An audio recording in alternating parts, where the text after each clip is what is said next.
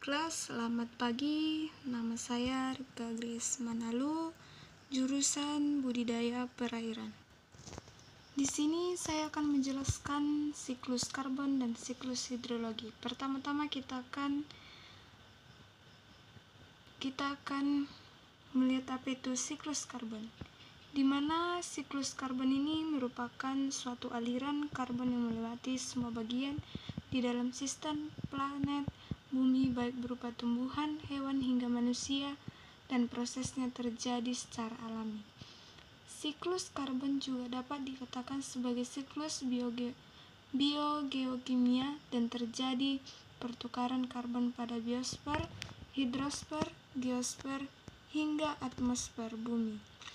Selain itu, siklus karbon merupakan suatu siklus penyimpanan dan juga perpindahan unsur karbon yang terjadi antara atmosfer atau udara, makhluk hidup atau biosfer, geosfer atau tanah, serta hidrosfer atau air. Nah, di sini ada dia secara umumnya. Secara umumnya, siklus karbon ini terjadi dalam fotosintesis, seperti yang kita ketahui. Jika fotosintesis merupakan proses pembuatan makanan pada tumbuhan dengan bantuan sinar matahari. Proses melakukan siklus karbon pendek. Ke dalam siklus karbon pendek, tidak hanya tumbuh saja yang melakukan siklus karbon pendek, tetapi juga fotosintesis.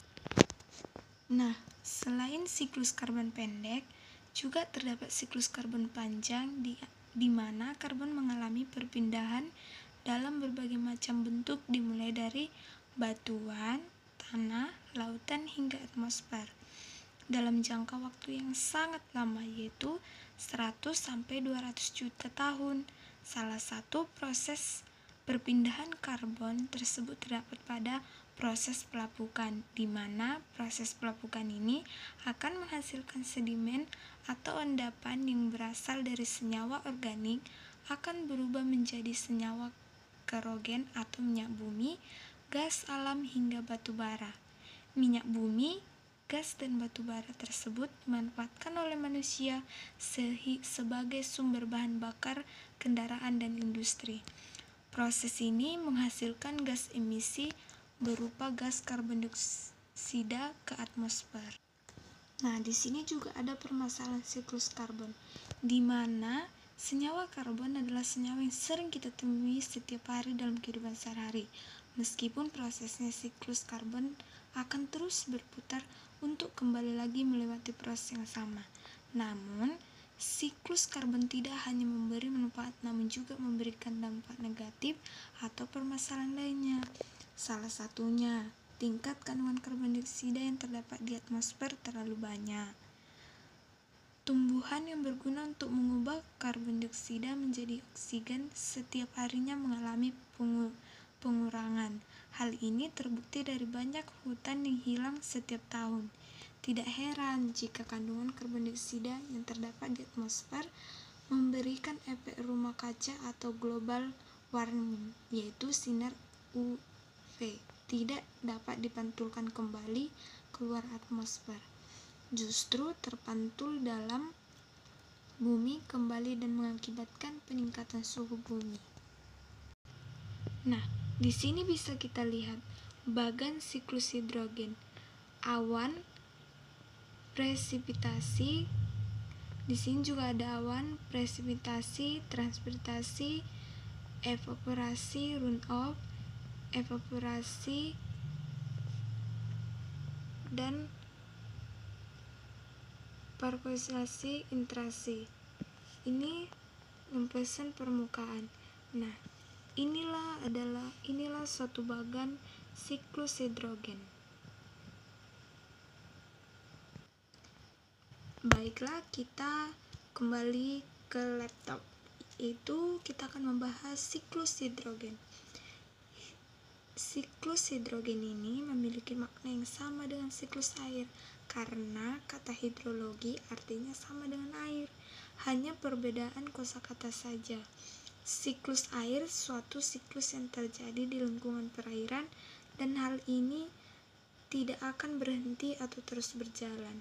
Siklus hidrologi diartikan sebagai proses air dari atmosfer ke bumi, lalu air akan kembali lagi ke atmosfer, dan begitu seterusnya. Di sini kita akan membahas proses siklus hidrologi. Secara garis besar, proses siklus hidrologi yaitu pertama seluruh air yang ada di bagian bumi manapun akan menguap. Seluruh air akan menguap ke atmosfer atau lebih tepatnya ke angkasa, lalu air ini akan berubah menjadi awan di langit. Setelah itu, air yang telah berubah akan berubah lagi menjadi binti air. Binti air tersebut akan turun ke bumi dalam bentuk hujan, dapat pula dalam bentuk es, dan dapat juga seperti salju. Setelah hujan turun, air akan masuk ke dalam celap atau pori tanah dengan arah gerak vertikal ataupun arah horizontal. Air tersebut selanjutnya akan kembali ke aliran permukaan air, yang mana akan terus mengalir hingga kembali ke danau atau sungai. Baiklah, di sini kita akan membahas macam-macam siklus hidrologi. Yang pertama, siklus hidrologi pendek, di mana seperti yang telah dijabarkan sebelumnya bahwa pada siklus pendek tidak akan terjadi tahap adveksi atau perpindahan awan. Molekul cair yang telah berubah menjadi uap akan turun sebagai hujan di daerah sekitar laut. Secara singkat, siklus hidrologi pendek yaitu terjadi penguapan air laut atau evaporasi karena paparan sinar matahari yang menyinari lautan. Nah, yang kedua ada sistem hidrologi sedang. Nah, siklus hidrologi sedang ini merupakan siklus yang paling umum di Indonesia. Nah, di mana pada siklus hidrologi sedang ini tahap atau proses adveksi tetap ada dan berjalan. Berbeda dengan siklus pendek tadi, siklus hidrologi sedang menghasilkan hujan yang akan turun di daerah daratan, yang kemudian air hujan akan kembali ke badan air. Nah, yang terakhir yaitu siklus hidrologi panjang. Jenis hidrologi panjang ini, siklus ini biasa terjadi di daerah seperti pegunungan. Tak hanya terjadi di daerah pegunungan, siklus hidrologi panjang ini juga terjadi di suatu daerah yang beriklim subtropis. Perbedaan yang ada dalam siklus panjang dibanding siklus lainnya yaitu awan tak langsung turun menjadi hujan. Nah, ini adalah bagian siklus karbon. Ini bisa kita lihat. Kita lihat sama-sama.